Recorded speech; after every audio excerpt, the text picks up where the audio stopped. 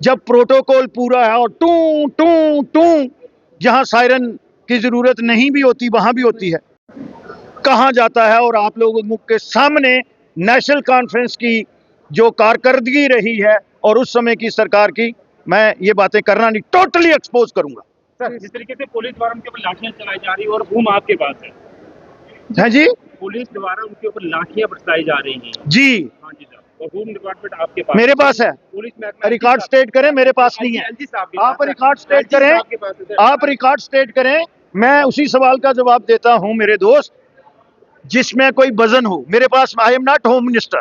LG साहब के पास है होम डिपार्टमेंट। जाइए, मैं उनका एडवोकेट नहीं हूं भैया, मैं पार्टी का एमएलए हूं, बीजेपी का। अगर उससे पर्टेन और मुझसे कोई सवाल पर्टेन करता है, मैं एक कोई समय नहीं लगाऊंगा आपको जवाब। भैया उसी को कंडेम कर रहे हैं। आप भी जो हमारे प्रोफेशनल एथिक्स होते हैं उस तरीके से हम चलें। आप अपनी बात मेरे मुंह में नहीं ना डालें, इतना मैं थोड़ी सोच बुद्धि रखता हूं। मुझे ये बताओ, वो सारे प्रोटोकॉल अनजाई नहीं कर रहे हैं? कर रहे हैं ना।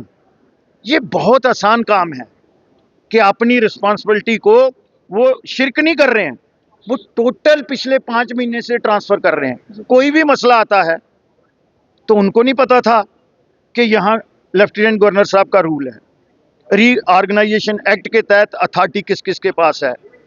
जब प्रोटोकॉल पूरा है और टू टू टू जहां सायरन की जरूरत नहीं भी होती वहां भी होती है, तो फिर ये सवाल आप मुझसे क्यों कर रहे हैं जी? उमर साहब से करिएगा, जाके उनके मंत्रियों से करिएगा।